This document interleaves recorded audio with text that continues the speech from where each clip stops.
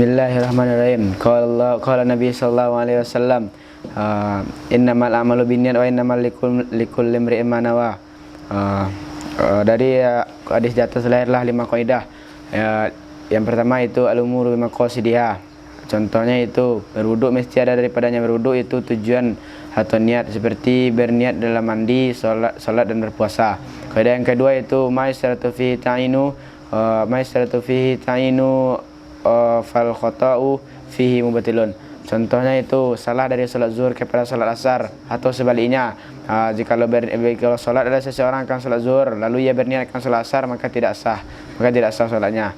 Pada yang ketiga itu ma yasratu ta'aradu lahu jumlatan wala yasratu ta'inu tafsilan idza ayyanahu fa akhta'a darra. Contohnya itu tidak disyaratkan menentukan jumlah rakaat apabila berniat dia seseorang akan salat zuhur 3 atau 5 rakaat, maka tidak sah salatnya. Kaidah yang keempat itu ma la yusratu ta'aradu lahu jumlatan wala tafsilan idza ayyanahu fa akhta'a lam darra. Contohnya itu salah dalam menentukan waktu. Apabila berniat oleh seseorang akan salat asar hari Kamis lalu terbukti pada hari Jumat, maka tidak batal salatnya. Kaidah yang kelima yaitu maqasidul lafzi ala niyatul lafizi. Contohnya itu apabila mengulang-ulang oleh seseorang akan lafaz talak 3 kali, maka jika ia dengan tanpa huruf ataf, maka jika ia bermaksud dengannya mengulang-ulang akan memperbarui, maka jatuh talak 3, dan atau untuk taukid jatuh talak 1. Qala Nabi sallallahu alaihi wasallam, idza syakka ahadukum fi salatihi falam yadri asalla salasan am arba'an falyatrahi syakka wal yabni ala mastaiqana. Lahirlah 5 kaidah. Itu kaidah yang keenam itu al-yakinu la yudhalu bisyakki. Contohnya seseorang yang meyakini dirinya suci tetapi dia ragu apakah ia berhadas, maka dia dianggap suci. Kaidah yang ketujuh al-aslu baqa'u makana ala makana. Contohnya seseorang yang makan di akhir malam lalu dia ragu tentang terbitnya fajar, maka sah puasanya karena hukum asal kekalnya malam. Kaidah yang ke-8 yaitu al-aslu bara'atuz zimmah. Contohnya dihadapkan sumpah kepada si mudda'a alaih lalu dia enggan untuk melakukan sumpah, maka tidak boleh memponisnya dengan semata-mata perkataannya karena hukum asal itu bebas tanggung jawab, maka akan tetapi dihadapkan sumpah kepada si mudda'i. Kaidah yang ke-9 itu al-aslu al-adam. Contohnya perkataan seseorang, kamu tidak melarang aku untuk membeli itu, karena hukum asal tidak ada larangan. Kaidah yang ke-10 itu al-aslu fi kulli hadisin taqdiruhu bi aqrabi zamanihi. Contohnya seseorang yang memukul perut wanita hamil lalu lahirlah anak wanita tersebut dalam keadaan hidup dan kekal zamannya dengan tanpa kendala, lalu mati anak, maka tidak dianggap seseorang itu membunuh anak tersebut karena matinya anak dengan sebab yang lain. Dengan sebab yang lain itu karena dekatnya dengan kematian. Selanjutnya qala Allah Ta'ala yuridullahu bikumul yusra wa la yuridu bikumul usra. Lahirlah 2 kaidah. Kaidah yang ke-11 itu al-musyaqqatu tajlibu taysira. Contohnya apabila sulit oleh seseorang akan menggunakan air, maka boleh baginya untuk bertayamum. Kaidah yang ke-12 itu al-asya'u idza tasaqat daqat.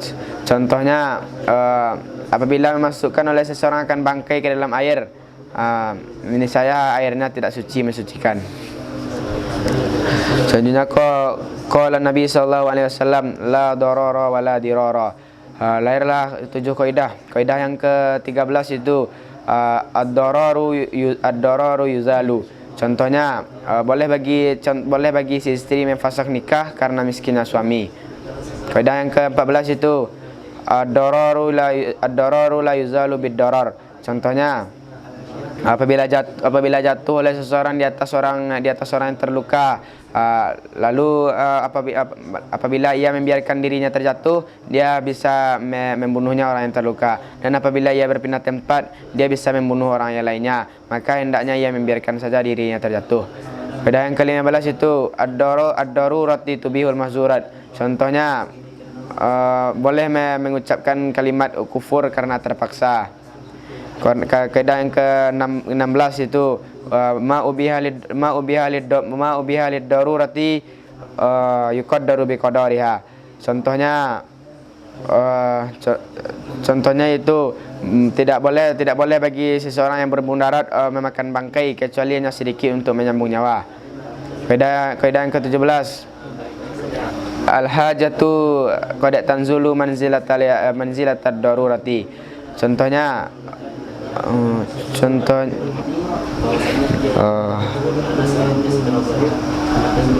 darurati.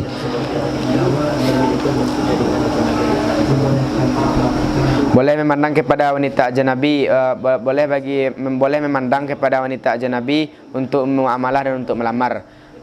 Kaidah yang ke-18 itu idza ta'arada mufsadatani ru'ya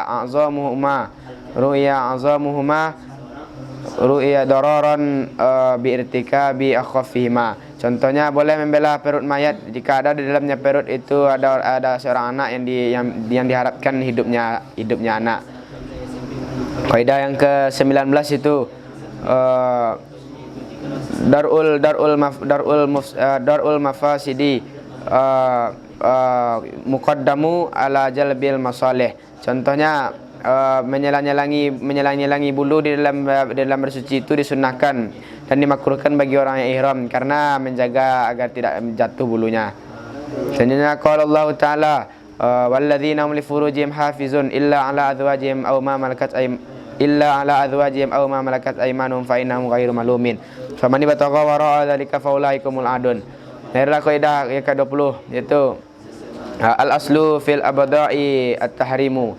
Contohnya, seseorang yang menggauli budak wanita yang didapati dalam rampasan barang hukumnya haram kecuali dia mendapat jatah dari seorang pemimpin yang adil dalam membagi harta rampasan. Qala Allah Ta'ala wa'mur bil 'urfi wa'rid 'anil jahilin. Lahirlah 3 kaidah. Kaidah yang ke-21 yaitu al-'adatu muhakkamah. Contohnya, jikalau menjual oleh seseorang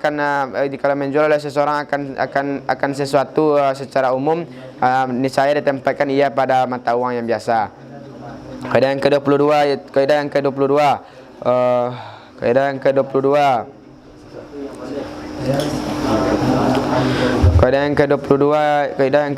itu ma warada bihi syar'u mutlaqan wala dabitalahu fihi wala fil lughati yurja'u fihi ilal urfi. Contohnya, mencukupkan pada niat solat dengan penyertaan secara uruf, dengan sekiranya dianggap dia seseorang menghadirkan niat dalam solat. Kaidah yang ke-23 itu al-ijtihadu la yanqudu bil ijtihad. Contohnya itu apabila memutuskan hukum oleh seorang hakim kemudian berubah ia hukum, maka kemudian berubah ia ijtihadnya hakim, maka tidak membatalkan ia ijtihad akan ijtihad yang pertama. Selanjutnya, qala Allah Ta'ala fastabiqul khairat. Lahirlah satu kaidah yang ke-24 itu al-itharu bil ibadati mamnu'. Contohnya, mengutamakan orang lain di saf pertama. Selanjutnya, qala Allah Ta'ala wa yu'thiruna ala anfusihim walau kana bihim khassasah. Lahirlah satu kaidah yang ke-25 itu al-itharu bi ghairil ibadati matlubu. Contohnya, mengutamakan orang lain dengan tempat tinggal. Selanjutnya, qala Nabi sallallahu alaihi wasallam kullukum ra'in wa kullukum mas'ulun ar-ra'iyati. Lahirlah satu kaidah yang ke-26 itu tasarruful imami ala ra'iyatihi manutu bil maslahat. Contohnya, tidak boleh bagi seorang imam bahwa ia mendahulukan dari harta baitul mal orang yang tidak perlu di atas orang yang perlu.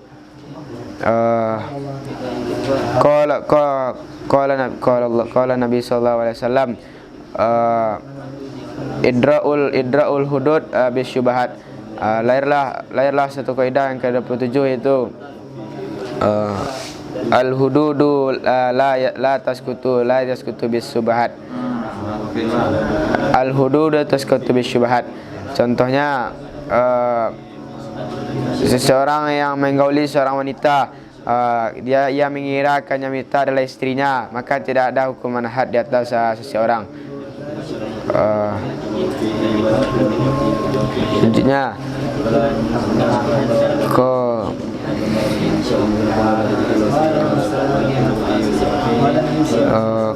qala Allah Ta'ala ittaqullaha haqqa tuqatih. Lahirlah satu kaidah yang ke-28 yaitu wala yatimul wajibu ma la yatimul wajibu illa bihi fahuwa wajib. Contohnya wajib mencuci sebagian dari leher dan kepala bersama muka. Selanjutnya qala Nabi sallallahu alaihi wasallam famanittaqa syubhat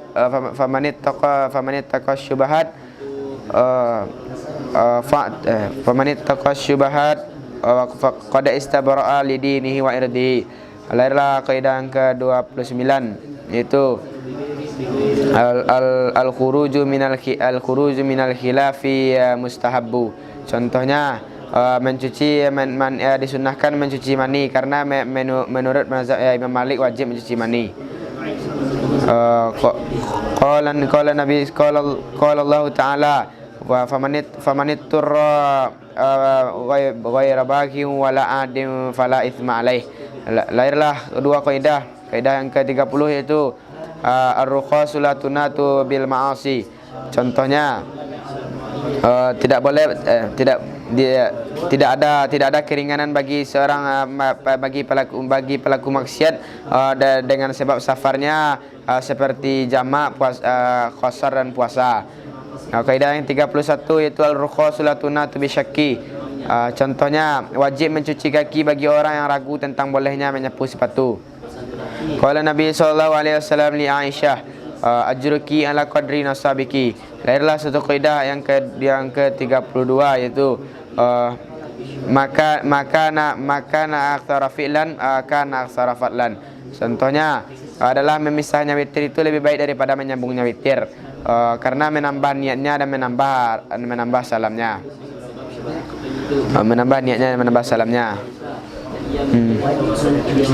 Qala Nabi sallallahu alaihi wasallam wa ma amartukum bihi fa'tu minhu mastata'tum. Lahirlah dua kaidah itu kaidah yang ke-33.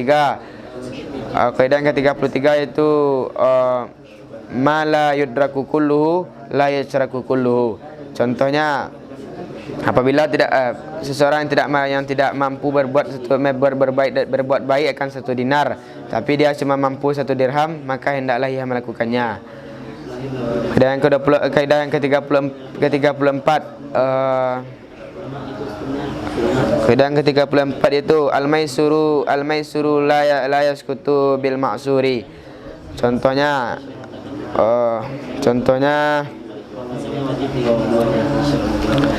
bil maksuri. Contohnya apabila ada seseorang yang terpotong sebagian dari anggota tubuhnya, maka wajib mencuci yang sisanya. Qala Nabi la ya qala Allah Ta'ala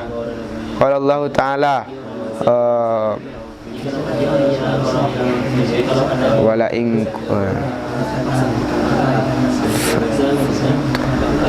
qala Allah Ta'ala wal takum minkum ummatu wa yad'una ilal khairi wa ya'muruna bil ma'ruf wa yanhauna 'anil munkar. Wal takum minkum ummatu wal takum minkum ummati yad'un ilal khairi wa ya'muruna bil ma'ruf wa yanhauna 'anil munkar. Lerlah dua kaidah. Kaidah yang ke-35 yaitu kaidah yang ke-35 ma haruma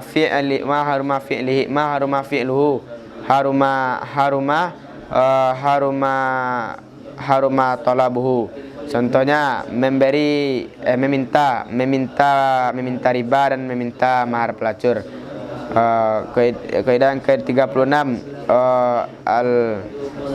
kaidah yang ke-36 itu ma haruma akzuhu haruma i'ta'uhu. Contohnya memberi riba dan memberi mahal pelacur. Qala Allah Ta'ala wa naktubu ma qaddamu wa aktsarahum. Lahirlah satu kaidah yang ke-27 yaitu ke-37. Kaidah yang ke-37. Kaidah yang ke-37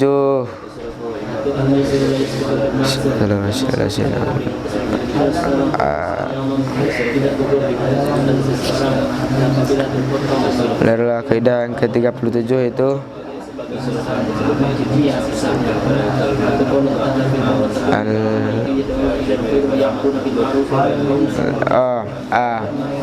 al khairul mu'tadi afdalu minal qasiri. Contohnya adalah mengajarkan ilmu itu lebih baik daripada salat sunnah. Al khairul mu'tadi al khairul muta'addi afdalu minal qasiri. Contohnya adalah mengajarkan ilmu itu lebih baik daripada salat sunnah. Qala Allah Ta'ala la yahillu lil muslim ayyakhuza asa akhihi bighairi tayyibi nafsim minhu. Qala Nabi sallallahu alaihi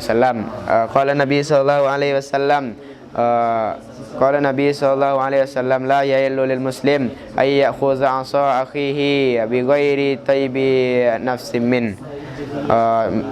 Contoh lahirlah satu kaidah yang ke-38 itu ar-ridha bi syai' ridha bima yatawalladu min. Contohnya rela suami istri dengan aib pasangannya, kemudian bertambah yang aib, maka tidak ada khiyar terhadapnya menurut pendapat yang kuat. Qala Nabi sallallahu alaihi wasallam kullu muskirin khamru wa kullu khamrin haramun. Lahirlah satu kaidah yang ke-29 yang ke-39. Ke-39 itu al hukmu yadurul ma'al illati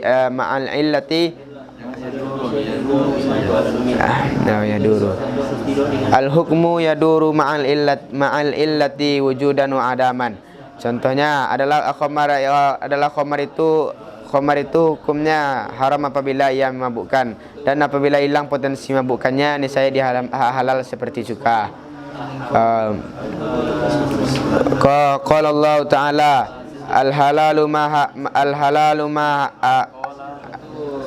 qala Nabi sallallahu alaihi wasallam al halalu ma ahallallahu fi kitabihi wal haramu ma harramallahu fi kitabihi